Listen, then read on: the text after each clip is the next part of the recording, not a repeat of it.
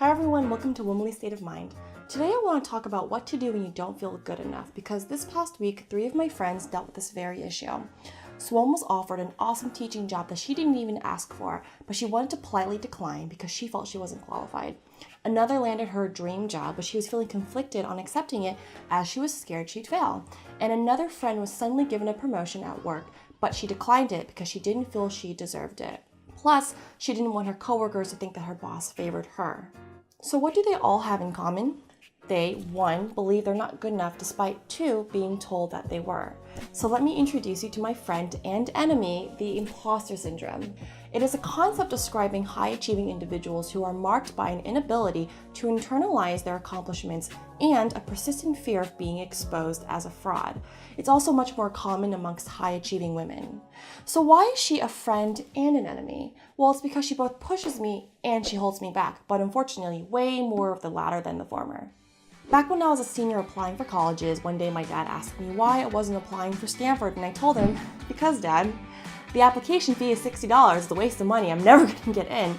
And so he said to me, Karen, just apply, I will pay for the fee. So I was like, all right, fine Dad, so I caved. And then come April, I found out I got into Stanford. I was overwhelmed by a mix of elation and sheer terror. Nothing could have prepared me for the utter feeling of inadequacy that I faced every single day. I was struggling in all of my classes, getting ripped on all my papers and my exams. I felt like a fish out of water. And imposter. So I started researching how to drop out. I even organized an event to commiserate with my fellow imposters called Help, I'm never gonna make it to graduation, well I'll just drop out now, or something kind of like that. But fortunately, faculty caught on to my plan and they sat me aside and they said, look Karen, you're not a mistake. You got into the school fair and square, and while it seems like everyone else is doing just fine, they're not. Everyone struggles at Stanford, you're not alone. Fortunately, I listened.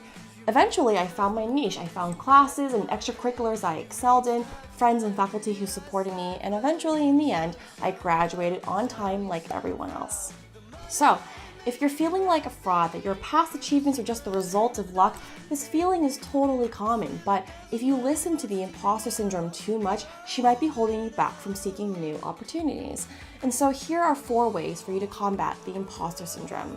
Number 1, get objective feedback from someone who is qualified to assess your work. Go find evidence to once and for all substantiate your strengths and your abilities, like a teacher or a coach or a manager or a close coworker, just someone who has seen your work and can objectively gauge your performance. Number 2, don't listen to the haters. Whenever I start feeling like I'm not good enough, usually that idea was planted in my head by somebody else who was probably very insecure and put me down to feel better about themselves. And then I started confusing their voice with my own voice. But if the haters never spoke up, would you still think that you're not good enough? Be objective when you measure yourself and don't let the haters be your source of truth. Number 3, believe in your potential. When you're applying for a school or a job or a scholarship, you might see the list of requirements and think, oh, I don't have enough experience, I don't have the grades, I don't have the GPA, but you don't have to be the perfect candidate to be qualified. People get chosen for their potential all the time.